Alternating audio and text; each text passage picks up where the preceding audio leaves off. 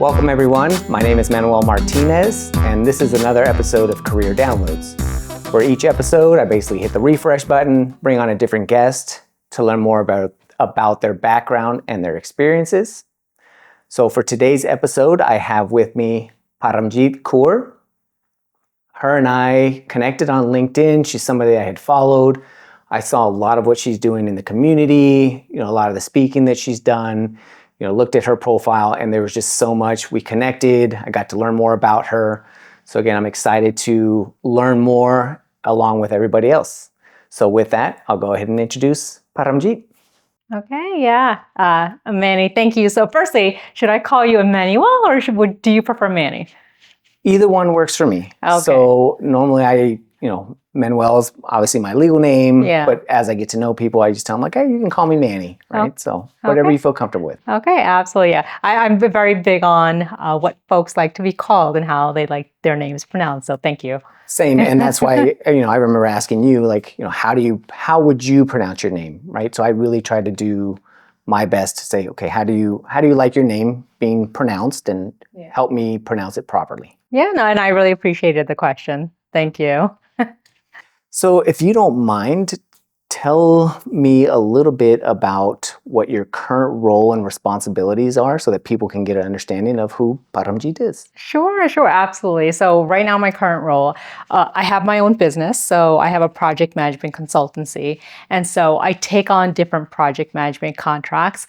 I'm not at liberty necessarily to say who I'm working with currently, who my client is, but currently I'm working on a very big website modernization project. So I'm working with an organization. They have a great website, but that website hasn't necessarily been maybe revamped in some time. And so we're looking to modernize that website to ensure not just a great experience for employees that utilize the website, but community members who access the website.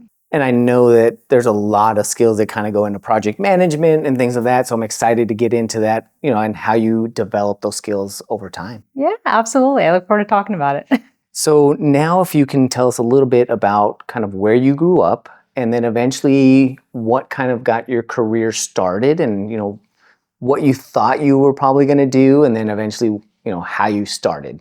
Sure. So this is going to be a little bit of a long story. So even better. So you might be surprised to know I'm actually born in Scotland. So that is where my life started. I'm born in Scotland. I moved to England. I lived with my grandparents for quite some time.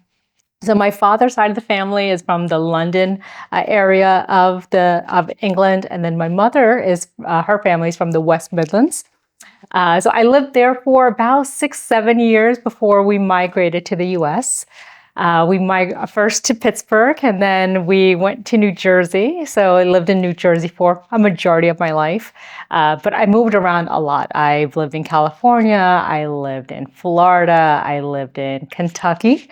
I lived in Connecticut. And I feel like I'm missing a place in there somewhere. But yeah, but for the most part, I grew up in New Jersey. So that is what I claim. I'm a Jersey girl through and through. That's got to be... At the time, you may not enjoy kind of moving around, but at the same time, I would think that, just in the little bit of experience that I've had traveling within the U.S. and to other countries, it brings you a lot of exposure that probably we don't realize it at the time, but later influences how we approach people, our careers, and things of that nature. Oh, sure. Absolutely. I talk about that a lot. Being exposed to, traveling in general. Right. And whether that's traveling within the United States, right, traveling outside the country, getting to know how different communities interact. I think it's helpful in understanding humans. And I think that helps you in business because, right, especially no matter what you do, right, as a project manager, I deal with so many different stakeholders from different, all walks of life, right? I think being that I travel so much, it is that aspect of it has helped me understand people are different. And so I need to sometimes alter my communication style depending on who I'm speaking with. So yeah, no, absolutely. I think that experience has definitely shaped who I am as a person and as a business professional. It's fantastic. Yeah. So then, being as a Jersey girl, even though you kind of moved around Yeah. in your early kind of years, and I'm going to say early, high school, and I can't remember if you did or didn't go to college, but what did you aspire to be? So I know me as a kid, from as early as I can remember, I used to love to draw. So in my mind, I was always going to be an architect. Okay. Like that was the thing. I'm going to be an architect. I guess technically at some point I became an IT architect. So, there's that correlation. But what did you think that you were going to do? Yeah, I'm so sorry. I realized I overlooked that part of your question. That's okay. Yeah. I kind of broke it up, so it's all right. So that's actually a great question. So like a lot of us, all right, especially growing up, I think we change a lot about, some of us say we want to be a doctor when we grow up. Some of us say, I want to be a teacher when I grow up. Similarly with me, I initially wanted to be a Bollywood actress. So growing up, I watched a lot of Bollywood movies. And so Bollywood is India's version of Hollywood. It is a huge industry, huge film industry. And I always wanted to be an actress, or I wanted to at least be a Bollywood dancer. I've always loved dancing. And so that was what I thought I was going to be when I was a little kid. As I grew up, that changed. I said, I'm going to be a doctor. And then I pivoted again and I said, I want to be a teacher. Eventually, I said, I would love to be on the radio. None of that panned out, and eventually I ended up doing sales. So most of my background is in sales. I did sales for many years, and then I realized that I am detail oriented and I'm a good communicator, and eventually realized that I am fit to be project manager. And so I felt like many project managers, I kind of fell into that role. It's interesting, kind of like all the different areas that you kind of thought that you were going to do, right? Yeah. You jumped around a lot. Like I said, like most of us do. Like very few people, I think, growing up are like, this is what I'm going to do, and actually end up doing that thing. Right, right. So you got into sales, and was it like sales marketing? Because I know I saw like a little bit of marketing background. So what was kind of your first career role, and did you have jobs? And I'm going to say jobs, like in high school, like were you doing any kind of work and studying at the same time? Or was it your career, the first kind of role that you stepped into? Yeah, absolutely. So I actually worked when I was in high school. I did work when I was in high school. Actually, my entire time in high school, for the most part, I was working. I did sales. I worked at Macy's, actually. And so I did retail sales for a very long time. I loved it. Especially loved helping people. And so again, that is where I realized I'm definitely a people person. I loved the interaction with the customer. Eventually started doing outside sales. And I was selling fragrances. So I was selling fragrances, outdoor sales, door to door, business to business. I did that for quite some time. And then I started doing business development for a healthcare IT company selling software. And then I moved on again. I moved on to an IT company again, selling software and selling services. And so that was kind of the trajectory of my roles in sales. I've seen, so I only know a couple people, but I've seen a lot of videos online of people that talk about doing that type of kind of door-to-door sales, and they attribute a lot of that to their later successes in building resiliency and being okay with, I don't like to use the word rejection, because they're not rejecting you. It's the offer, it's the product, whatever that might be. But it is I guess you get comfortable with being told no. Yes. Yeah. Oh my gosh. I'm so glad you asked that. 100%. I absolutely attribute having been in sales to the person I am today. I honestly, I didn't have a lot of confidence growing up. I just didn't. I come from a very conservative, submissive Indian household where as a female, you don't typically speak unless you're spoken to. And so that contributed maybe a little bit to having maybe grown up with lower confidence. But getting into sales, just like you said, you do have to get used to people saying no to you. And you are going to hear no more often than you're going to hear yes, right? You have to learn to work your law of averages, that if 300 people say 100, you meet 300 people. Out of those 300 people, 100 people are shown your product. Out of those 100, you will get 10 sales.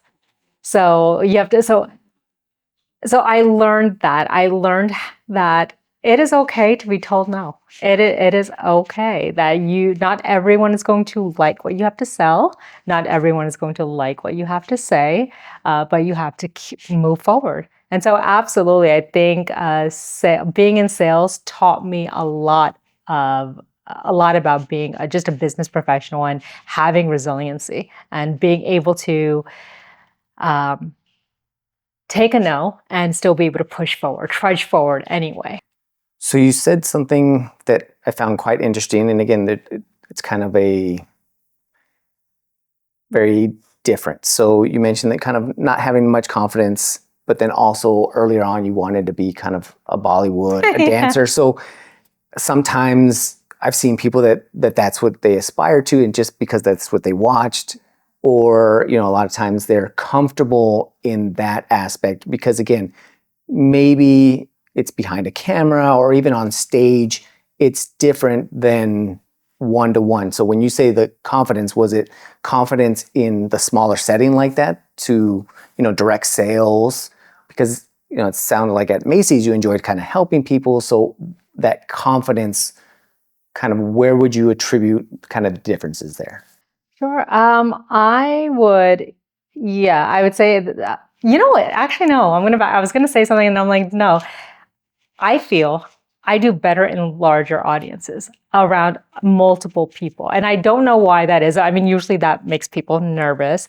I feel in one-on-one conversations, because I'm being zeroed in on, right? And the focus is all on me. I feel,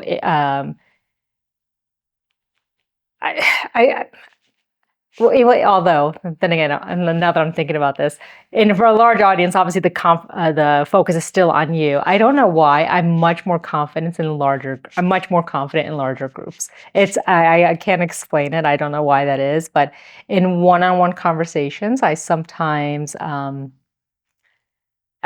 constantly thinking about what it is that I want to say and how is the other person going to perceive what I'm about to say. And I think a lot of it comes from imposter syndrome, which a lot of folks suffer from. And I think it comes from that. So, I actually know. And I said all that, but I don't know. I don't know if If one attribute, well, and there may or may not be a correlation. Just again, everybody's different. So again, sometimes in the smaller situations, I know what you mean. So I grew up in a large family. So in large groups, I feel very comfortable. But sometimes there is a little bit of an intimidation factor, maybe lack of confidence, whatever it might be, in smaller settings. Again, because there is that direct, like, oh, there's only 3 of us now, I have to be careful. Whereas in a large group, maybe you feel comfortable in a larger group, or, like, oh, well, it can kind of get, lost. I don't know. Yeah, actually, I'm glad you mentioned that. So like you, I also grew up in a very big family. My mom is the oldest of 7. My father's the oldest of 5. I'm the oldest of 4. And so grew up in a very big family, lots of cousins, aunts, and uncles. And I definitely think for that reason, maybe that is why I feel a little bit better in settings where there's more people. Yeah. So then you slowly start to kind of develop this confidence doing the sales, and you mentioned that you've kind of got into the IT. So how did you transition from selling door to door into eventually selling, healthcare IT? Like, what was that transition like? Sure. So funny enough, I just answered a job posting. I just answered a job posting. They were looking for a sales professional. And so because I had a sales background, I took that on. Oh, let me backtrack. So even before I got so after the outside sales, I started doing mortgages. I got into the mortgage industry. I was a junior loan officer, and I was also helping with underwriting. And so again, even with that, you had to, in a way, you were in sales because you're trying to convince the customer why they should go with your mortgage company versus another mortgage company. And so again, it was a little bit of sales. After the housing crash in 2008, right, I went from working full time to suddenly my hours were reduced to eventually I was laid off because, right, in 2008, we all know what happened in 2008, right? So eventually I was laid off and I was looking for work and I answered an ad for a sales professional in, actually it was in selling IT software and services. So I answered that ad first. And then eventually I transitioned to healthcare IT. And in that kind of industry, right? So there's differences, right? The door-to-door, that's a little bit like to a consumer, and kind of in IT sales, like software sales, now you're having to go through and sell. You're still selling to an individual, but it's for their entire business. Yeah. So did you get, obviously they hired you on, you went through the interview and were able to kind of relate the skills and saying, hey, this is the sales experience I have. This is how, I think this will translate into, me actually doing the job. But did they provide you training? And there had to be some sort of a transition. And what was that like? Because I can imagine there was some struggle and, and you're just kind of, again, that confidence building where it's like, I have confidence in doing it in this setting. This is different. Yeah. Honestly, there wasn't much training. There was more like I was given a list of customers, and those are customers that I needed to cold call and talk to. And I don't care what anyone says. I don't think anyone likes cold calling. So it wasn't a lot of training, but to be fair, that company that I was doing those sales for, they were a startup. So I think they were just getting into business. I think I might have been their first salesperson, actually. So there wasn't training. And even thinking about the healthcare IT company that I eventually did sales for, very, very minimal training. Yeah, I don't think there was. It was kind of, I don't want to say you were, in a way you were thrown to the sharks, but you kind of thrown to the sharks and you kind of had to figure it out. But I was okay with that as well because I'm one of those people. If you throw me into a situation, like all of us, we're humans. We figure it out. We adapt. Right. So. And so then minimal training, but I mean, they had to explain at least kind of what the product was. Yeah. They explained the product. That was my mistake. I wanted to say like training as far as, what it is that you're selling, not so much how to sell, because you have that kind of experience. Like they already know that you can sell. Right. Now it's, how do we train you to understand what you're selling? Yeah, absolutely. No, absolutely. They did train me a little bit on the software that we're selling, the benefits of the software, the features of the software. So they did. And then, of course, we had folks who had the IT technical expertise. So if I was able to get a prospect to agree to a phone call, for example, or agree to a demo, we had our subject matter experts who would come in and attend that demo to answer any technical questions that maybe I didn't have the knowledge to be able to effectively answer. No, and the reason I bring that up is, again, someone who might be looking into this and saying, well, oh my, she had no sales training. Well, no, again, you kind of get that on the job, right? Especially with inside sales or cold calling, like you're figuring it out, you're working with your peers. Yeah. In this case, there were no peers. Yeah. But it's more just them understanding you do get at least some basic training around the product and what it is that you're selling. Yeah, absolutely. I did, but I will also say it was very minimal, very minimal. But even that helped me in later on in life, because now when I'm working with stakeholders on my project or my project team members, I really do my best to handhold as much as I can. Yeah, and I tell folks all the time, you have to sometimes train people. If you were speaking to a kindergartner, can that kindergartner walk away understanding what you have just explained? It should be that simple. And it's not about being condescending or treating people like they're dumb. It's not. It's about, really hand-holding to make sure folks have truly understood the information that you are sharing, and maybe repeating back to them the information that you have shared to ensure that their understanding is the same as your understanding. Because I might be saying something to you, but what you heard might be different than what I think I said. So even though there was minimal training later on in life, I think that helped me because it showed me what do I really need to implement if I'm training my own teams to make sure that there is not a gap in knowledge.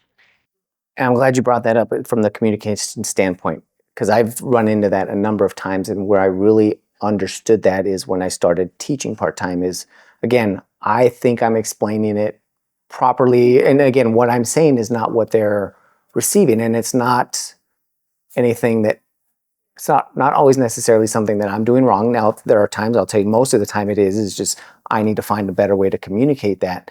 But how did you develop that skill? Is it just something that over time, through trial and error, you understand that, okay, well, I said this, maybe the meeting ended, or maybe even in that same conversation, they're like, do they repeat things back to you? And you're like, wait a minute, that's not what I said, because that happens, that used to happen to me a lot, where I'd be like, well, no, that's not what I meant. Yeah. And a lot of times when I would say that, or I would think that, I would kind of pause and say, well, wait a minute, that's not what I meant, but that's what they understood. Right. So then instead of going, well, no, that's not what I meant, I had to stop and say, okay, how do I re-explain this instead of trying to excuse what I said previously? It's where, okay, wait a minute, I have to alter my communication. Yeah. So how did you develop that skill? So I think a lot of it trial and error. A lot of it trial and error. I a lot of times put myself in other people's shoes and think, okay, if somebody was explaining this to me, would I understand it? So that is something I think about often. Again, I go back to if I was speaking to a kindergartner explaining this, would they understand it? Is it easy for them to understand? And I want to say, I am a work in progress. So I'm continuously improving how I communicate with others. And I'm not perfect, right? I've definitely made my mistakes in how I've communicated with others, learned a lot of lessons through those errors in communication. But yeah, a lot of it really has been trial and error. And then I go back to, you've probably heard about the 2 cups on a string, right? Yeah, what is it, the telephone game? Yeah, the telephone game. Yep, exactly, the telephone game.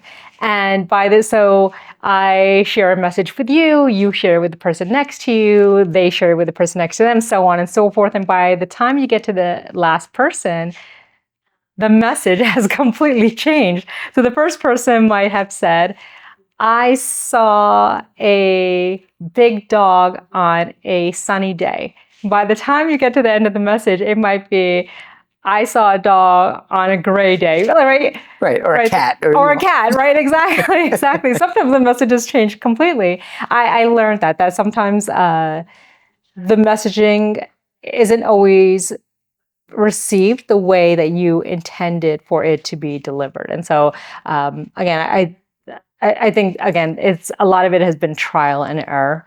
And again, just through candid conversations and through trainings and just, again, putting myself in other people's shoes. Because even when I'm in meetings, for example, I don't always want to ask a question.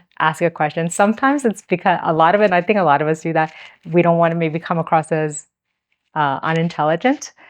There's a lot, or we aren't confident for whatever, for many reasons we don't ask the question. So folks might walk away from that meeting and you might think everyone has understood the message, right? Oftentimes, if you go back and you have a one-on-one, let's say you have a one-on-one with somebody and you say, can you share with me what you learned in that meeting?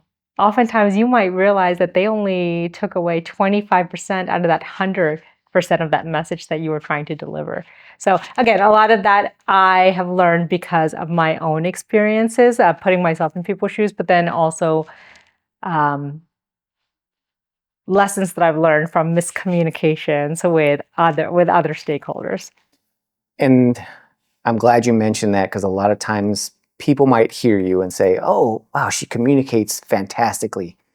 in that moment, you might have been able to communicate that message with them, and they are probably also comparing you to themselves, Yeah. right? Because I've done that all the time. And I was like, man, this person speaks really well.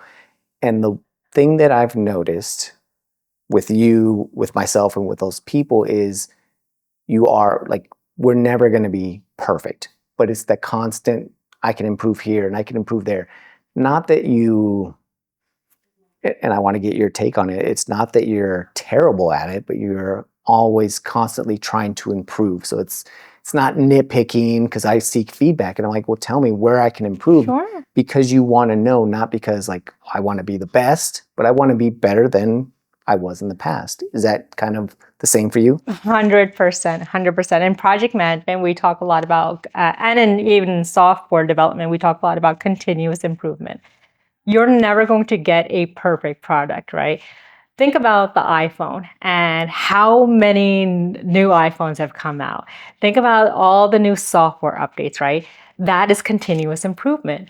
Apple knew that they're not going to have a perfect iPhone from day one, right? So they continuously develop new iPhones. They continuously have introduce new features, and that is continuous improvement. And like Apple, like the example I just used, as humans, we are never going to be perfect, and it is okay. And it's actually, I suggest that everyone always seek feedback so we can continuously get better and better. And I do the same thing. I'm always asking for feedback from my, actually, not just from my team, but from leadership. I ask all the time, like, where can I improve? What am I doing that you think maybe I could change a little bit to better deliver? I think it's so important for us to seek that feedback and continuously improve. With continuous feedback and continuous improvement, so there's a balance, right? Yeah. Because a lot of times we want to know what we're doing well, what we excel at. And that could, I know earlier in my career, like it is helpful to kind of build that confidence. Yeah. But then at some point, I think we transition more to, I don't care about what I do well. I want to know what I'm not doing well. Right. And is that a similar experience? I mean, it sounds like it, like you're constantly learning, like, I want to get better, I want to get better. But at what point in your career did you kind of start to seek more feedback than praise to kind of develop? And I don't mean praise in a negative way, but just kind Sure. of that positive feedback. And how did you get kind of like that constructive feedback? Sure, absolutely. So I'd say that probably started a few years ago. Where I started seeking that feedback. So I'm going to go back to project management. In project management, we typically followed a waterfall framework. And what that means is you have to finish one phase before you start another. So I might be in the planning phase of my project, and if I'm following the waterfall framework, I have to finish my planning phase before I move into monitoring, controlling, or execution, right?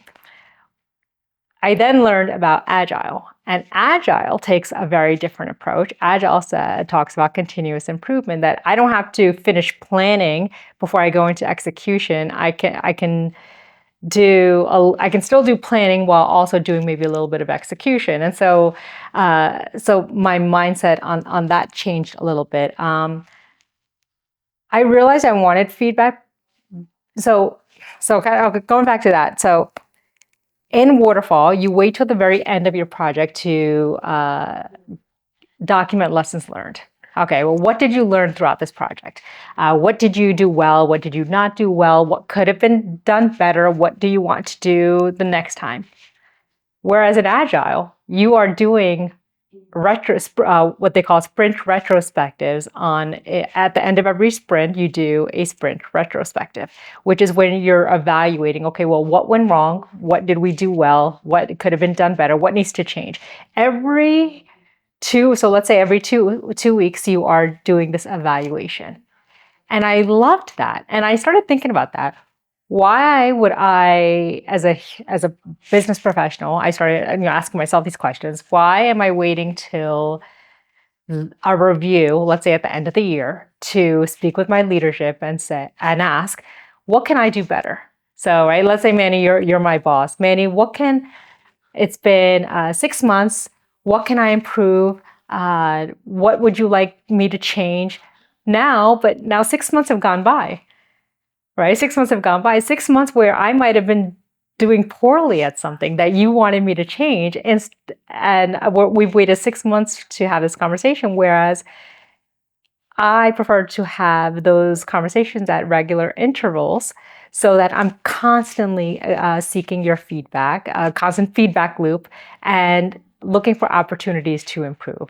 So, so that I'm constantly, again, continuous improvement. It's amazing. And I think Agile probably did do that for a lot of professionals, and just even articles, because I read something similar. It's saying, especially as you are in larger organizations, and when I say larger, it doesn't mean like millions. It could just be larger where your manager has more than, say, 4 or 5 people that, that report to them. Because, gosh, I'm trying to remember, I wish I knew exactly who wrote the article just for this purpose. Yeah. But they talk about it's on us as individuals, as business professionals, to seek that feedback. Yes. Because we have to also realize that, the manager or the leader that we're reporting to, they have someone that they're reporting to. It's not just you. If you're not seeking that feedback to understand, one, you're making the job easier for them. Mm-hmm. They're not having to wait till, month 6 or month 12, like you said, at the annual review to say, well, here's what you could have done better. Mm-hmm. And you're like, oh, well, had I known, I would have done that sooner. Right. Exactly. So I know we kind of got into the project management piece a little bit. So I'm curious, when did you identify the skills, that you're detail oriented, that you can kind of communicate well, and transitioned from a sales position into, you mentioned it, and I've talked to a lot of other project managers where you kind of fall into project management. Like, what is it was it somebody that said you would be good at this? Did you see a posting? Did you just kind of lead projects internally? Like, I'm just curious what led to that transition. Sure, absolutely. So I spoke about that startup company in which I was doing sales. And that startup company was having to do layoffs, and they were needing to eliminate my position. And they had I had a really good relationship with my leadership, with my manager. And so my manager said to me, "Look, we really like you here. We don't want to let you go." So I have a parent company that is run by actually it was run by his brother. He said it's a healthcare IT company. We would love if you would be willing to move you over to the healthcare IT company instead. And I said, okay. So, and I did. I loved it. I wasn't doing sales for them though. I was the client relations manager. So they realized I'm a people person. I like communicating with people, and they said you'd be a great client relations manager. So that's where I started off. Around that time, my manager had this just brilliant idea to connect software companies with healthcare leaders in a sort of speed dating fashion. Yeah, it was so innovative. And we're talking back in, I want to say this is probably 2009. Yeah, was it? Yeah, 2009. So it's so innovative for that time. Because what he realized is a lot of smaller software companies were having trouble getting their foot in the door with IT directors, hospital CIOs. And the reason why is these smaller companies couldn't compete with maybe the Meditechs, the Cerners, the Siemens of the world, right? So he had this fabulous idea. He, in collaboration with, at the time, I think he was our senior marketing manager, had this idea that we are going to start holding these speed dating sessions for these entrepreneurs, these smaller companies, and with healthcare leadership. From a lot of the at the time I was living in New Jersey with these hospital CIOs, and so we did that, and we did that across the country. But he needed someone to manage that, right? So he needed someone to manage that here. And lo and behold, he asked me to become the program manager for that initiative. So we were going to have this, we're going to run this speed dating session in Philly, and we were going to run it in Cali. Actually, it was hosted at Kaiser Permanente in California. So we did it all from coast to coast, from East Coast to West Coast. And I managed that entire thing. Through that, I realized, oh my gosh, I'm detail oriented because I had to get contracts signed, right? I had to, so did procurement, had to also navigate finding event spaces for where we were going to hold these events, had to stakeholder coordination, had to have a stakeholder log in which I'm documenting all the stakeholders. So we did this for, I want to say the program might have gone on for a year. And that is when I realized, I'm like, oh my gosh, I love this. But I had no idea that this could actually be a career. And then I realized, oh my gosh, project management, program management, that portfolio management, these are careers. There are certifications for this. And that's kind of when I made the pivot. So. And did you discover that just kind of looking around at roles, talking to people, because, or just in interactions with others? Because it's interesting, like you mentioned, at some point you discover this, like, well, wait a minute, not only is there a career, but there's certifications, there's all these things that you can do. So I guess the two-part question is, how did you discover this? And then two, what did you do to kind of start pursuing that? Did you go after certification first or try to get into a role first? I got into started searching roles first. So I started seeking different project management roles because at this point I was like, okay, well, I now have experience being a project manager, right? I ran this huge program, a nationwide program. I started searching roles first. When I was looking for jobs, I saw, oh my gosh, there are tons on Indeed and on LinkedIn, so many project manager jobs. So I started applying. But I would often run into an issue where I would always be asked for a PMP. And I will always remember this. I had gone to a job fair. Again, this was in New Jersey. I'd gone to a job fair and I spoke with an individual who worked at a hospital. And she was such a fan of me and I was such a fan of her. We just had such a great rapport just in that brief conversation that we had at the job fair. And she said, you know what, you seem like you'd be such a great fit for our organization, would love to interview you. But I just have one quick question first. She said, do you have your PMP? And I said, PMP, and honestly, I had no idea what a PMP was. And PMP, for folks who don't know what that is, that's a certification. And that acronym stands for Project Management Professional. And so I said, well, no. And she said, oh, this role, you have to have a PMP. It's a requirement. And that's when I realized, okay, so I started looking into the PMP. I was like, oh gosh, this is a certification. And that is when I realized I needed that certification. So while it wasn't impossible for me to get project management jobs, because I was able to get roles in project management without my PMP, I realized for me at that point in my career, having that certification was going to be just not only incredibly important, but I feel like it was going to be a game changer for me. And it has proven to be a game changer for me. And with that certification, again, there's a number of different certifications for different industries. Yeah. For that one in particular, while you said, again, it's not you could probably work your way around it. Like even if they said, hey, it's required, I'm sure maybe you could have tried to find a way to kind of, hey, how can I circumvent this? Or, hey, I will get it as part of this. But that process of learning and studying, because I've seen you write posts about, how, you had to kind of go through that process. Yeah. But in that specific instance with the PMP, is it really something that's that beneficial? Or is it kind of more of I guess, what's the word? Like a filter? I think it's really important. Yeah, I think it's incredibly important. So, even though I'd been doing project management for quite some time, and I was getting roles before I got my PMP, it wasn't my experience wasn't formalized, so I didn't know about it. So yes, I was documenting stakeholders. I didn't have a stakeholder log. I never had a RAID log to log my risks, my assumptions, right?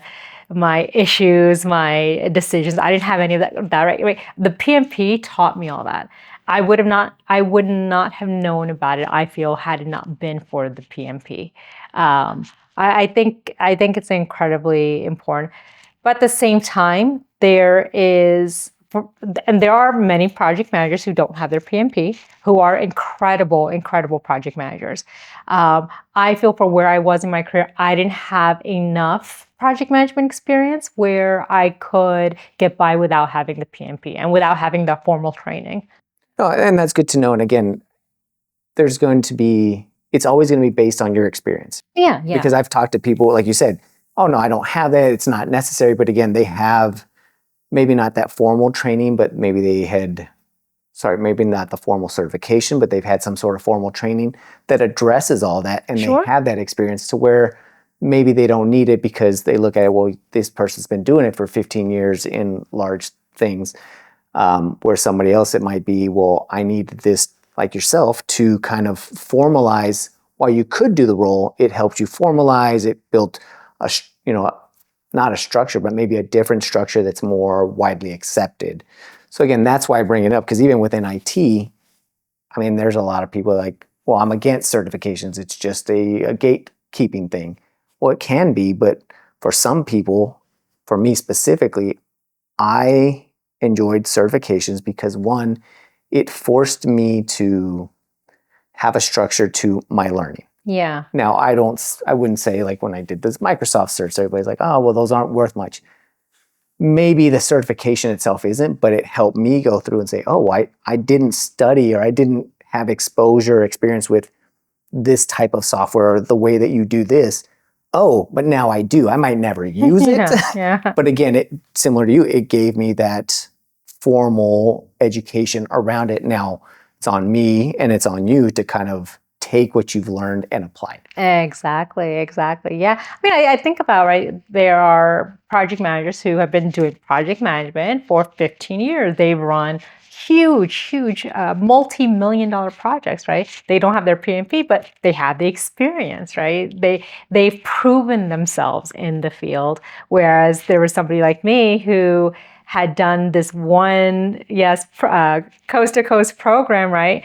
And I'd had project management jobs in between, but again, I didn't have the formal education to feel confident enough to say, yeah, I can confidently say I'm a good project manager. It was the PMP is what helped me get to that next level. So in that process, at some point, and I'm going to kind of start blending things together, Sure. I know that you are also, I don't know if you're still currently or at some point you were involved in Toastmasters. Is that because again, that constant improvement to kind of want to get better at communication? Is it when you started doing more of the project management? So I kind of want to understand where in that process Toastmasters came in and why. Sure. So I wasn't involved with Toastmasters. So a little bit of history. So I got involved with NSA, which is here in Las Vegas. They have chapters all around the U.S. and NSA stands for National Speaker Association. So you have Toastmasters, and then after Toastmasters, you would join something like NSA. So it is like the next level. Now that you know how to speak on a stage, thanks to Toastmasters, now NSA will help you get business. It'll help you kind of formalize your speaking a little bit more and how to make money off of it, how to really build a business from your speaking. So, I don't mean to interrupt. So that's more on the, not so much how to, like you said, Toastmasters is more how to speak, how to build confidence and delivering speeches, and NSA is more of the getting the business around those speaking engagements and then also how to deliver speaking engagements, or is that separate? Yeah, absolutely. It encompasses all of that. Yeah, it encompasses all of that. NSA will help you and say, now that you are a speaker, it might give you tips and tricks for, okay, you are already a speaker. Here are other ways you can improve your speaking. This is different things you can try. They have classes. I think not classes. They have meetings once a month, and in these meetings, they typically invite world-class speakers who are certified speaking professionals. And so we get to learn from these individuals. But I'll kind of backtrack. That is not how I started in speaking. I started in speaking so that healthcare IT company I was working for at the time, HIMSS, I don't know if you've heard of HIMSS. HIMSS stands for Healthcare Informatics Management System Society. It is a huge organization. HIMSS has different chapters within the US as well. So you have global HIMSS, and or I think it's national HIMSS, and then you have your local chapters. New Jersey HIMSS at the times was having a meeting, and this is when we were transitioning in the healthcare field from paper medical records to electronic medical records. And I was asked at the time by one of our clients who also worked very closely with NJ HIMSS if I would be willing to give patient testimony on stage. So we were having a meeting, and we'd invited over 200 physicians to this meeting, and we wanted to speak about why it is so important to adopt EMR, electronic medical record technology. He asked me to speak, and when I say he asked me to share my patient story, I'm a patient, and I'll kind of get into that a little bit, but I was diagnosed with something in 2008, and soon after diagnosis, my family's house caught on fire. And because my family's house caught on fire, I had a lot of paper medical records that I had. They weren't on a CD, they weren't digitized, right? And so that is the first time I got on stage. And so I spoke to this room of 200 plus physicians talking about the importance of having an EMR and why having your patients use a personal health record to, again, digitize all of their records, why all that is so important. So I got on stage and I'm talking about it, and I spoke about the house fire. And as I'm talking about the house fire, I said, everything. I said, we lost everything. And I said, but the insurance company gave us some money. I said, because we still had insurance. And I said, thank God for insurance. And everyone, it wasn't funny, but everyone started laughing. Wow. Everyone started laughing. And the second I heard the audience laughing, something in me said, oh my God, this feels amazing. I love being on stage. I love delivering presentations. And that was in 2010. And that is when I realized this is what I want to do. I love being a speaker. I love being on stage. And then I started thinking about, the little girl, me, who wanted to be an actress, who wanted to be on stage. And I thought, while I don't know if I want to get into acting at this stage in my life, this is a perfect way for me to still be on stage, but just in a different capacity. Right. Yeah. And that's amazing. I was making that same correlation right now as you were saying it. Is just, again, you didn't know it at the time, right? That speaking is a thing, but apparently that dancing and being there, you're like, you felt like this is something you wanted to do. And then when that happened, like that feeling of like, oh, I enjoy this. And not because, I enjoy people, any number of things, right? It could be for any number of things, but just kind of that correlation as you're talking, I was like, wow, like I could see that. Yeah. And just you going through and saying, wow, I enjoy this. And at the same time, the other correlation I saw is you wanting to help people is you're able to deliver information that is valuable and helpful to others in a way that, again, you weren't trying to be funny, but they found it funny and all these other things. So you're like, oh my gosh, it's that connection with people that probably like brought out that desire to, I want to do more of this. Absolutely. It really is.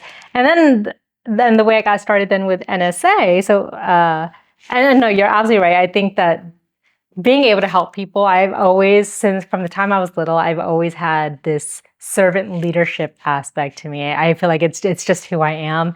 It's who I was raised to be. My family, not to be get into religion or anything like that, but my family is Sikh.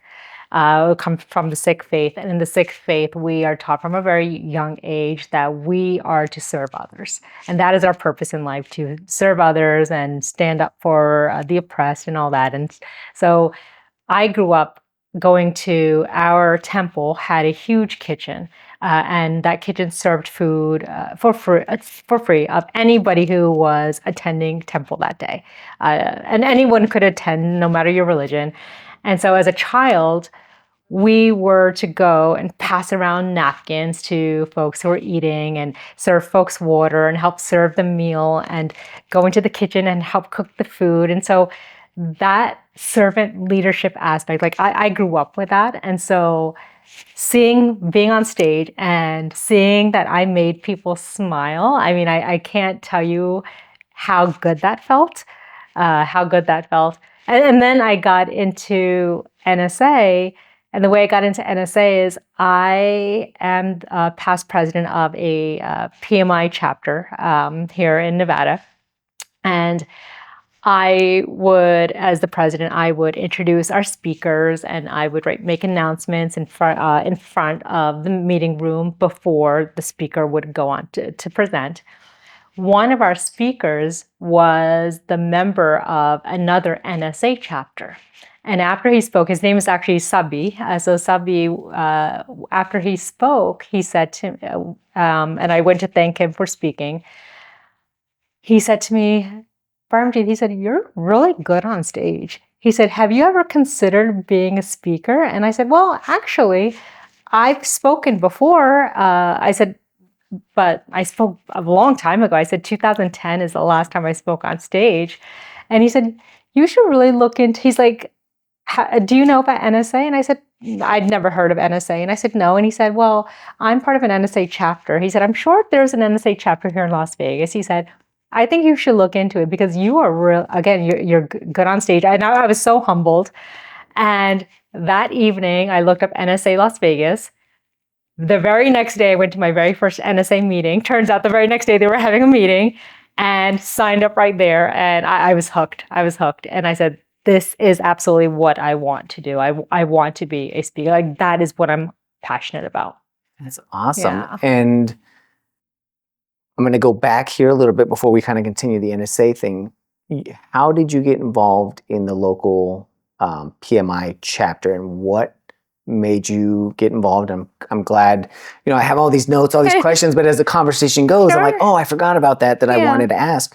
How you got involved with that organization, and you were there for quite a while, like a number of years, and actually ran as president. Yeah.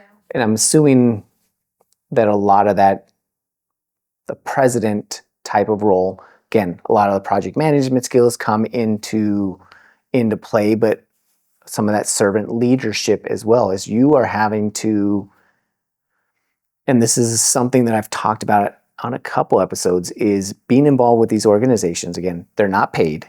Right. You're doing this, it's volunteers, but you learn an aspect of leadership, and it's not management.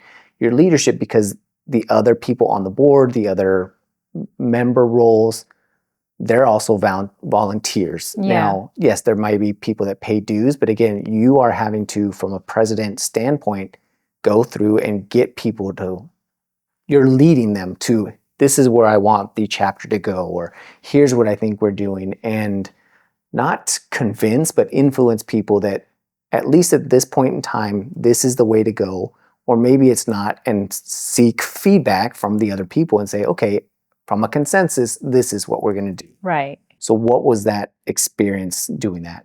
Sure. So first I'll answer the first part of the question, how I got involved. So I got my PMP during COVID, right? Everything was shut. So I moved from Connecticut to, right, at the time I was living in Connecticut. I'd moved from Connecticut to Las Vegas, and I'd sold my car in Connecticut before I moved, thinking I'll just buy a car when I get to Las Vegas.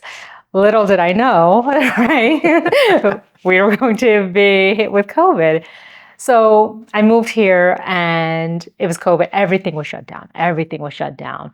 And I should have known because in Connecticut, I was working on a different project. And I remember one of the risks that came up was COVID. And at the time, we didn't know enough, right? I think this 2019, we didn't know enough. And I just thought it was the common cold, right? Because we didn't know as much as we know now. I got to the airport and everyone was wearing masks. That should have been my first indicator. And the airport was almost empty as I was leaving to come here to Vegas. And I get to Vegas and again, everything is shut down. So I couldn't buy a car. And so now I'm stuck at home. I can't go anywhere. I don't have a car. I was relying on my former partner to drive me anywhere or drive me everywhere. And at the time I was like, you know what? This would be a great opportunity to study for my PMP. Now, it wasn't my first time going for my PMP. My first time studying for my PMP was back in 2018. But I made a mistake in you really have to be heads down studying for the PMP. I mean, it's a lot of material to study, to understand. But at the time in 2018, I didn't have enough time to study, or I couldn't make enough time to study because I was working full time. And then I was also training for my very first bodybuilding competition. So I was doing all that in parallel. So I was working full time, training for this bodybuilding competition, and I was trying to study for the PMP. Needless to say, I didn't study nearly enough, and I failed in 2018. And so when COVID hit, I was like, you know what, this would be a great opportunity to study for the test again. And so that's exactly what I did. I was heads down. I linked with several other folks who were also studying for their PMP from all around the world, actually. One of the individuals that was in our group was from Canada. Another one was from Boston. Another individual, she was from Kenya. If I'm not mistaken, but folks from all over the world. And we studied every single day for about a month, every single day. So we would finish work from about 6 p.m. to about, I want to say probably did 2 hours a day, 6 p.m. to about 9 p.m. or to 8 p.m. We were heads down studying. And we did this for a month, including weekends. And then I did 2 practice tests and then I eventually took PMP. As soon as I took the PMP, I thought, I wonder what organizations I can join. Because I knew about PMI, and I looked for my local chapter, saw that there was a Southern Nevada chapter, and immediately reached out to the board members. And the president invited me to apply to be a board member, and I did. And I was almost immediately I joined as.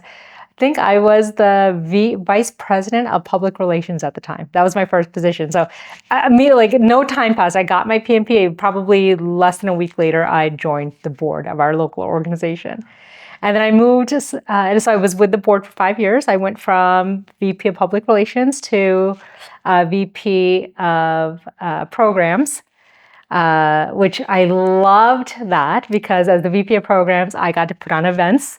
I got to procure speakers. And given my experience with that speed dating thing that I'd done, I thought, oh my gosh, I loved it. I loved the interaction with people. I loved procuring speakers. And then I was the executive vice president, which is, at the time, that was the role you were in before you moved into the role of president. And then eventually our president had to step down. And so I moved into the role of president. So it taught me a lot about leadership. because yes, I had to, with my board members and with our membership, I had to really understand what it was that our membership needed and how I could best serve our membership. And I really did want to pass it forward, right? I had just gotten my PMP. I now wanted to help other individuals understand how they can obtain their PMP, what skills they needed. So I did a lot of that. I also recognized that so because of COVID, we lost some membership, and our chapter wasn't as active again because everything was shut down, right? And so some of the things that we used to do, like we used to do things for the military, that kind of went away during COVID, or wasn't as, that part of our chapter wasn't as active. There were a lot of things that we weren't doing anymore. So there's things that I introduced. I got our volunteer program started up again. So because to me, something that was always important to me was, I don't just want us to help other project managers. I want us to also help the community, right? Like how, and that came from a lot of people I would speak with had no idea what PMI was, had no idea that there was a project management chapter. So it was twofold. One, I wanted, through these programs, I wanted to reach out to our community to let them know, hey, we're here.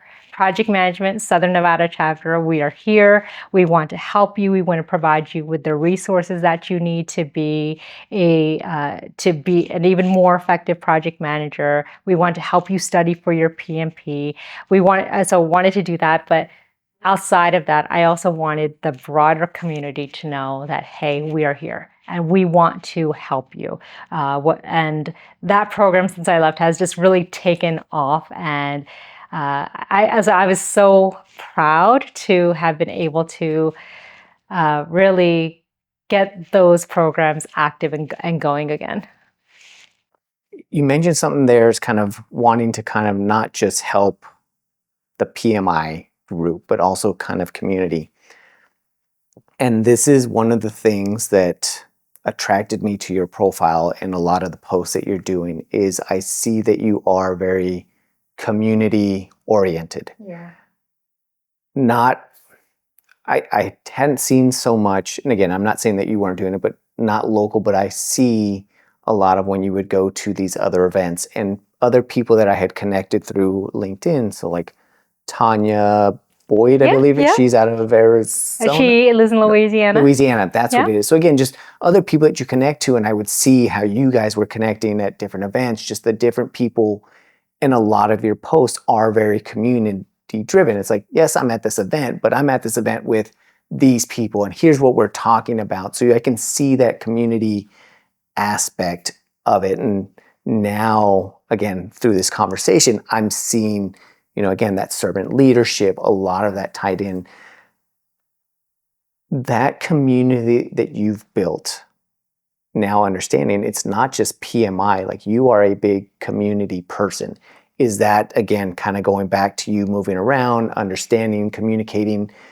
Would you say that all of that together has kind of influenced you to doing that? And what are the benefits that you see as part of, and I'm going to say, I kind of like the word of building community instead of building a network, because I feel that, yes, they are a network of people, but you're building a community. I see the people that interact with you, the people that you're meeting, and just the way that they kind of talk about you and interact with you. Like, it is a community that you've built. So what are some of the ways that you go about doing that, and kind of your recommendations for people, and say, hey, don't focus so much on building a network, but like a community of people that you can, I don't know what again, I'm not in those conversations. Are you bouncing ideas off? I know a lot of it's just catching up with people, but kind of what does that mean to you? Yeah, absolutely. And firstly, thank you so much for saying that. That is a huge compliment. So thank you. I think it really comes down to authenticity. Authenticity. Whether you're in sales or whether you're in project management or whether you're not doing business at all, right? Just, it's about being authentic and being human. And just being human. I think a lot of times when people are speaking, they're looking to see, okay, well, when does this person, let me wait till this person finishes speaking. So they're already thinking about what they're going to say next. So they're not present in the conversation, right? They're not truly hearing what the other person is saying, right? And so there's that lack of authenticity, in my opinion, right? One thing that I feel really has helped me build community is authenticity. I genuinely love people. And hopefully that shows, Yes. in a lot of. It does. It shows in a lot of the posts, a lot of the interactions, just even in the short time that we talked prior to this and kind of, our syncs about kind of getting this going. And even just this, I was just like, I can see it, right? Like you feel it.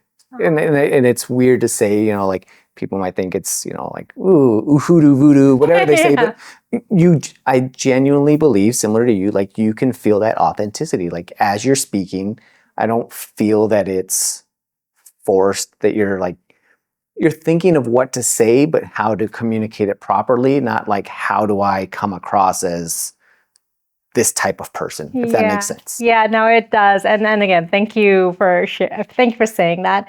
Like authenticity, it's so important.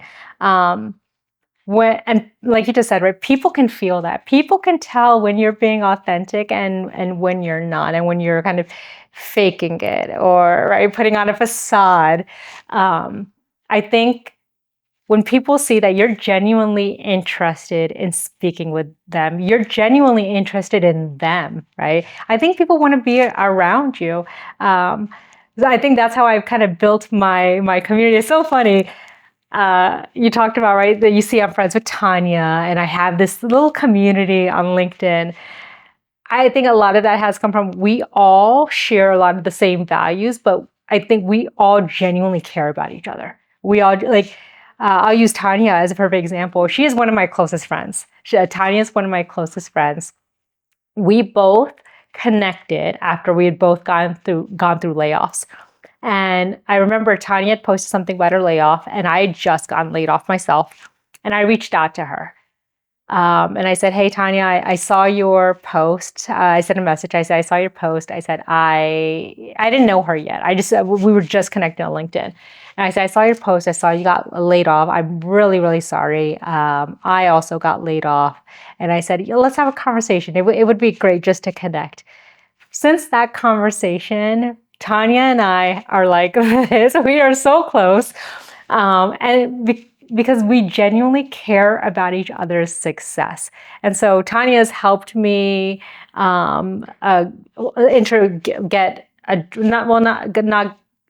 she helped me twice. She helped me get a job. So my last position I got through Tanya. And even before that, she helped me by sharing a position that she knew about that wasn't the right fit for her, but she felt, this might be the right fit for you, Parmjit. So I think genuinely caring about one another and helping each other when and where you can, I think helps build that community. And I think it really is, it's about that servant leadership, and it's about the human element of it. I think a lot of times especially with all the tech, we forget to check in with each other. I genuinely just pick up a phone and say, hey, just wanted to see how you're doing. And I think, especially now more than ever, we need that. We need that human connection. And so I think, I think that is what has helped me in building community. And I love that because, again, you reached out to her just to connect and to talk. And I think that might be the word I'm going to start using from now on. And I'm not going to tell people build a network. I'm going to say build a community. Yeah. Because that's really what it is. And it's a community because a lot of times I say, hey, build your network, but build your network to meet people. It shouldn't be, hey, I'm going to connect with Parmjit because I could probably, I'm looking at project management, maybe I want a job. Again, that will come across. It's weird. There's a bunch of science around it. We see, physical cues, tone of voice, whatever it might be. But building a community and just saying, well, hey, I want to reach out to Parmjit like I did with you and say, I like a lot of what you're posting. And I think the first the way I became aware of you is through a mutual contact, was Alan Tyson. Oh. He was on your podcast. Yeah. I listened to it and I was like, wow, this is really cool. And I think maybe shortly after that, again, the algorithm, kind of starts going through. So I saw that post, followed a couple other ones. It starts to pop up. So you start to read and you're like, oh, I like this. This is interesting. And at some point we connected, and I connect just to kind of, again, I do it to kind of curate my feed a little bit and say, okay, there's something about this person. Let me connect. Let me see what's going on. You start to see more and more. And I'm like, wow, I like a lot of what she's doing, right? Like you start to kind of align. So I think that's kind of a takeaway is moving forward from this standpoint is when I ask people about building a network, I'm going to say, how are you building your community of people? Because I've done that through different organizations, different guests here. And, that's something that in trying to serve others and sharing your information, your knowledge, your experience for the benefit of others. I don't want to say selfishly, but I feel bad sometimes because I feel like I got more out of it because now I've made a connection. I have somebody that, again, I can call you up and say, hey, how's it going? It's been a while, maybe I saw a job or maybe I just want to see how you're doing, right? Yeah. Just any number of things. It doesn't just have to be in a professional realm. Absolutely. And I'm so, so glad you said that, Manny. Because a lot of times, right, and I'm sure you've experienced this too, you accept a connection request on LinkedIn, right? Not even 5-10 minutes later, you get a message. They're trying to sell you something, right? And it always, and if I can be honest, it irks me because I think you haven't even gotten to know me. So there was, your intention behind it was to get business, but there was a motive there. And now I feel you aren't authentic. You're not being authentic. You wanted something from me, and I hate that. And I think people can feel that. And I think a lot of, right, especially in a world where there's so many different tools that are through which people get access to us, right? Our emails, all this different technology. It's overwhelming. Sometimes it's nice to feel like, if I could, I'm a visual person. The way I always visualize it is I always see myself standing and I always see all these hands coming for me. That's how it feels. It feels like everyone wants something from me. That's how it always feels. In a world where it feels like everyone wants something from you, right? It's nice to get a phone call or have a conversation where you're not expected to give something. It's just a connection. It is just an authentic conversation. It's happened a number of times, and I think I posted about it one time, is you get those connection requests and instantly it's, hey, I'm here to sell you my IT services. And I get it, you're trying to run a business, but then the other thing, and it irks me as well, is one, that's all you wanted. Right. And two, you didn't do any kind of research. This must have been a tool or something like that, because if you had genuinely looked at me and said, maybe I am the perfect fit for what you're offering, then I might have been like, okay, I kind of can see it, and maybe this is a benefit for me. But when you're trying to sell me MSP for my business, and I'm like, well, what business? Like, I run a podcast, or I work for my employer. Like, that doesn't fit.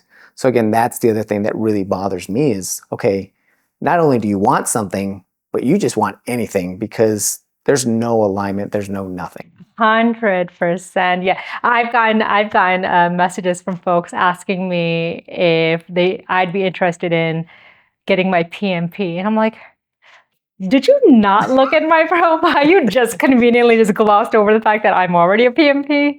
So yeah, no, it is, and it's genuine, and I'm hoping that, and I'm assuming, well, actually I don't want to assume, I'm going to ask, is part of the reason that you eventually agreed to kind of come on and share your story is I wanted to, again, I was doing a little bit of my research, like, one, even if you don't come on, this is a good person that, hey, I like interacting with your posts. I like some of it's funny, some of it's just all these different things. And when I interact, again, it's hard when you start to grow a bigger community to go, I can't do every single post, everything that comes out.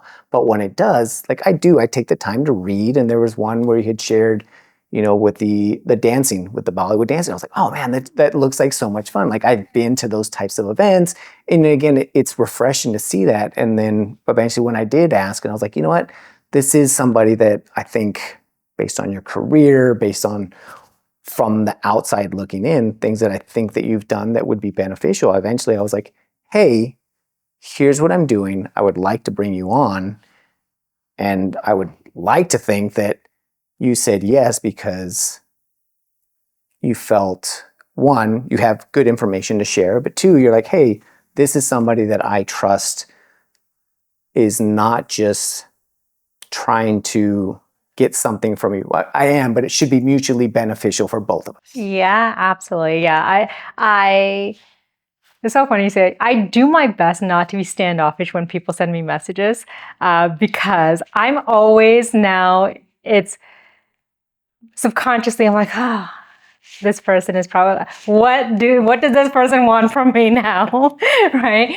I have to make sure I don't do that because it's easy to do that. But no, I really appreciated you reaching out. You were very authentic. And I think you and I aligned during our first conversation when we talked about why you started your podcast, which was really to give back and to highlight all these incredible professionals that you know of and give them a spotlight to share knowledge and share their journey. And I loved that because that's exactly why I started my podcast, right? I said, I know so many incredible people and I want to be able to spotlight them and give them a platform to share their incredible knowledge with the world. So I definitely did not feel that way with you. You definitely came across as, because I also was looking at your posts and I saw the things that you were posting, and you were and are just very humble and kind, and that resonated with me. So I definitely did not feel standoffish when you reached out to me.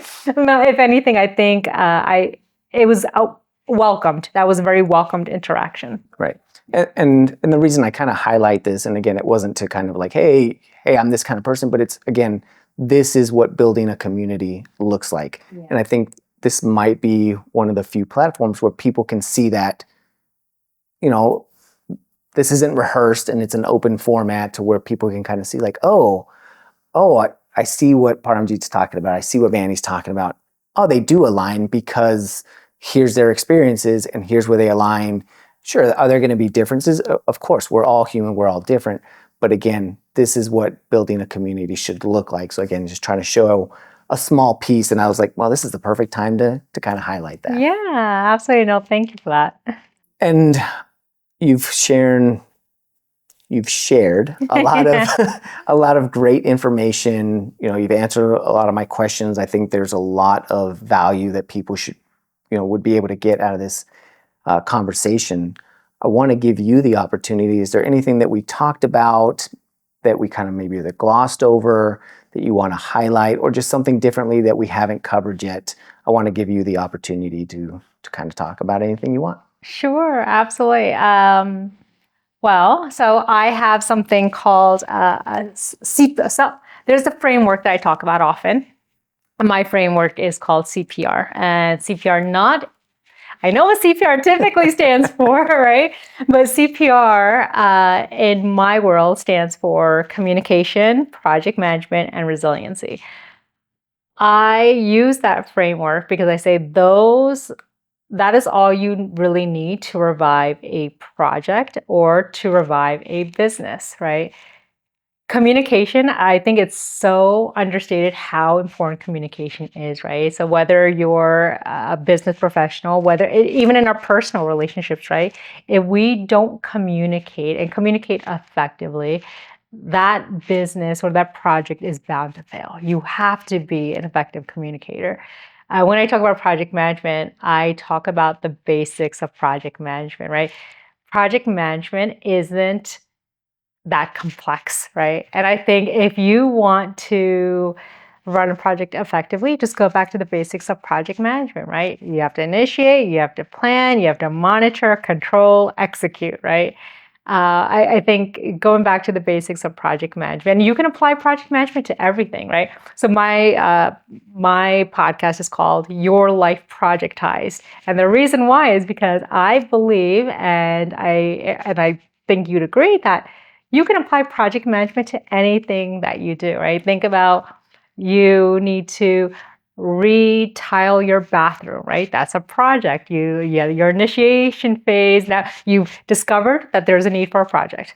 Now you know you're going to initiate, you have to plan it, you have to think about your stakeholders, you have to think about your risks, you have to think about vendor management, right? You have to do all the same things you would do in a project. And then I talk about resiliency. Because again, in business and in life, we have to be resilient, right? Each one of us, whether in business, whether it's our project is going off the rails, right? You have to be resilient and be able to get that project back on track. But even in life, we go through so many different things in life that you have to be resilient. And the reason I developed this framework is I may have shared with you earlier, I'd gotten laid off from a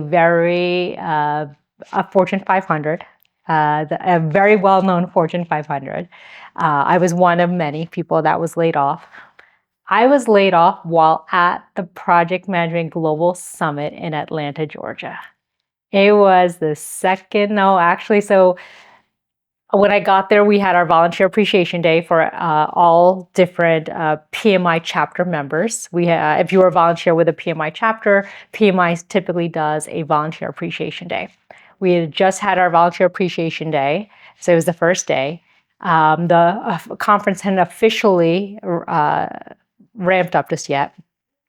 And I get a call from a senior leadership member. And I'm thinking they're calling me to tell me maybe something happened with my project because they knew I was going to be at this conference.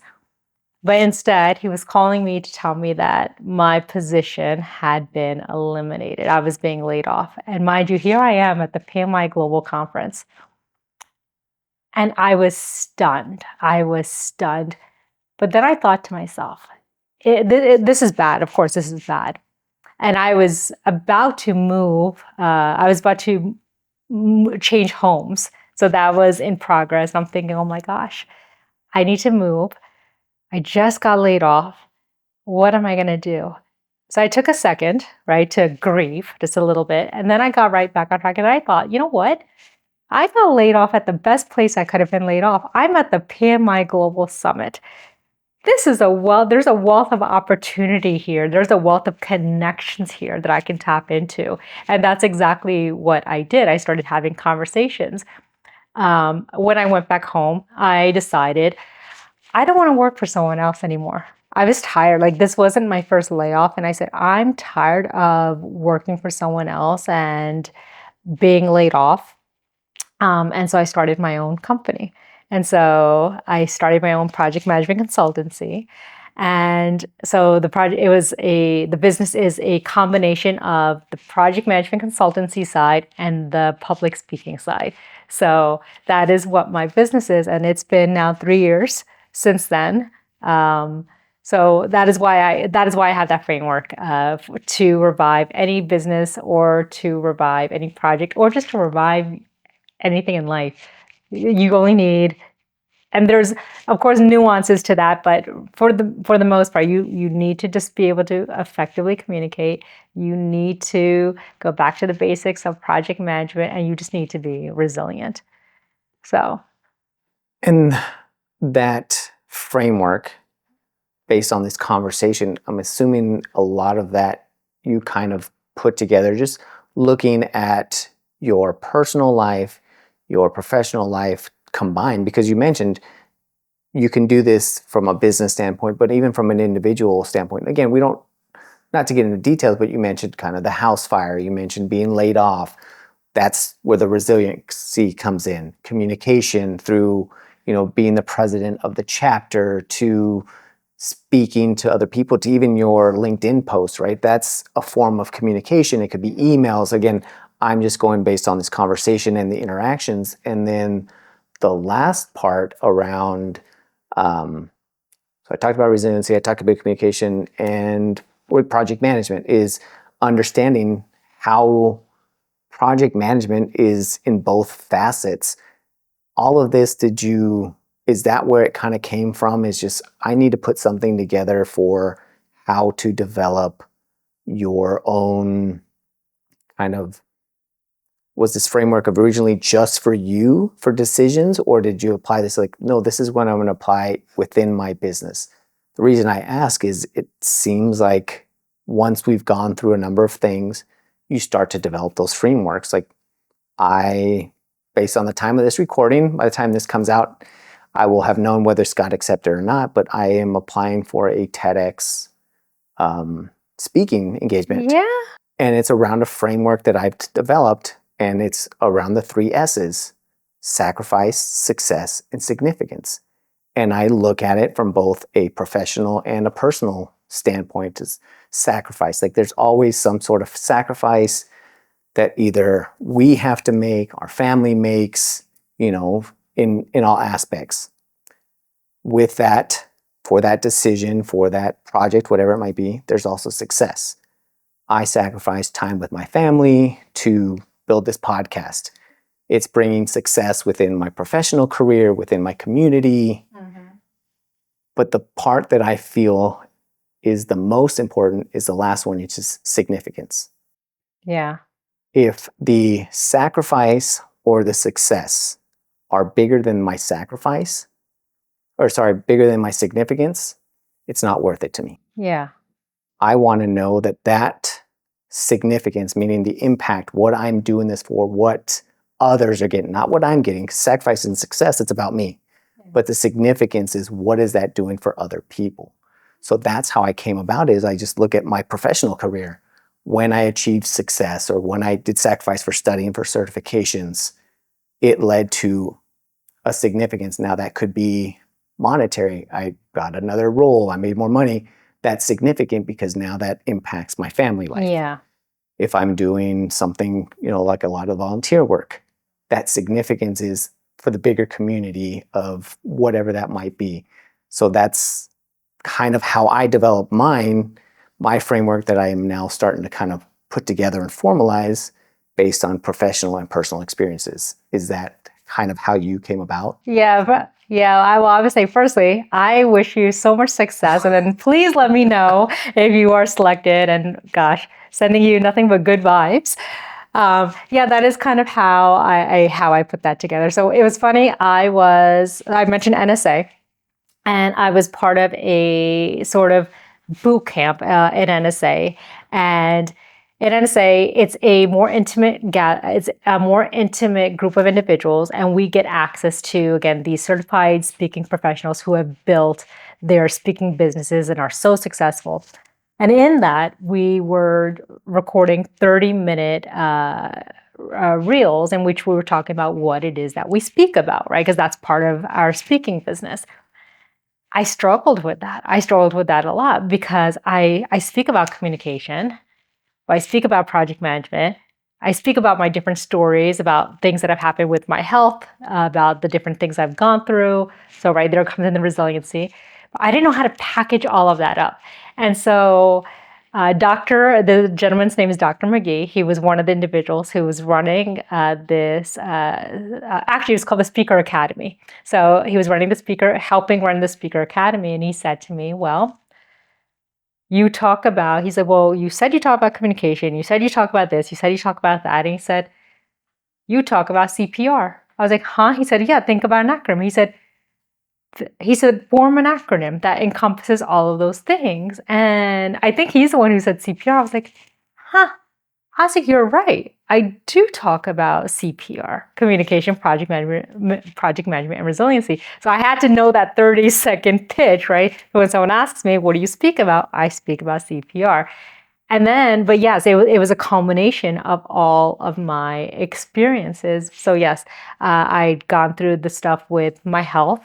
I went through a misdiagnosis of a brain tumor. I went through two misdiagnoses. I went through that. I went through the house fire. After my house caught on fire, the very next day, and I'm going to get to a point here, but the very next day, my car was hit. So imagine my house just caught on fire. The very next day, somebody hits my car. And it was, and I let the woman go because the woman was crying and she had a child in the car. And she said, I don't have insurance. And she said, I promise I will pay you. And me being me, I felt bad. And so I let her go. She didn't end up paying me. That's a whole other story. 2 days after that, so house catches on fire. The very next day, somebody hits my car. 2 days after that, my partner at the time was coming to pick me up to take me out. And I was staying at the time with my best friend. And he's come and picked me up. And I told him about the woman who'd hit my car. And he comes and he says, your car's a lot worse than you said. He said, I thought she only hit you on the side. Because the woman, when she'd hit me on the side of the car. He said, I thought she only hit you on the side. But your back is annihilated. And I said, wait, what are you talking about? I go outside and look. Somebody did a hit and run and smashed the entire back left side of my car. After that. After that. So now, house catches on fire. Very next day, car gets hit. 2 days later, someone smashes the back of my car. And now at this point, I just start crying, right? I just start crying. I'm overwhelmed. I said, this can't be happening. I dropped my car off at the body shop to get fixed. And then this is all within that same week. The body shop calls me. I think they're calling me to tell me that my car is fixed. Although I'm thinking that's pretty quick, but I was like, okay, so I pick up the phone. They called me to tell me that they slipped on ice and smashed the front of my car. Yes. All of this in 7 days. So in 7 days, my house catches on fire. My car gets hit 3 separate times. None of which were my fault, by the way. And the third time after I was told about that, I started laughing. And I said, if I can get through this, because at this point now, I think it's hilarious. At this point, I said, if I could get through this, I can get through anything. And so that is where the resilience aspect of CPR, it came in from that, and it came in from seeing areas on my projects where I had to be resilient. So yeah, that is how that framework was developed. That's awesome. And I mean, it's interesting always to kind of understand, like you see these frameworks, but a lot of times we might get bits and pieces of how it came together, but now understanding that, and I can understand the laughing, right? At some point, like you break down because you're getting to this, and then it takes a little bit to build that resiliency. So I hope that people get, while it's easy to see everything, and I don't think a lot of times we don't share the failures because, at least me personally, like I try to share some of that information to say, hey, like it's not just all sunshines and rainbows. Right. But it's hard for me, and this is where I'm still trying to improve that communication I want to share that, but not in a manner that makes, like, I don't want you to feel sorry for me. I want to share this so that you can learn and understand and get a better, picture of what it takes to get to, where you're at, the career that you've built, the life that you've built. There's a lot of things in between, and it's not always that you don't want to share because, you're embarrassed, but I don't want and I don't need your sympathies. I'm sharing to help you or to help somebody, but that's it. So again, thanks for sharing that. And again, even just at that high level, I hope that this is beneficial to people. Yeah, absolutely. Yeah, I hope as well. So thank you again so much for taking the time, out of your day to kind of share your experiences and, and build another person within your community. So I really appreciate it. No, I appreciate you. Thank you so much for having me on. Honestly, it's been an honor, and I'm very humbled by you asking. So thank you again for the opportunity. And for everyone that continues to watch, listen, and support, thank you for continuing to plug in and download the knowledge. And until next time.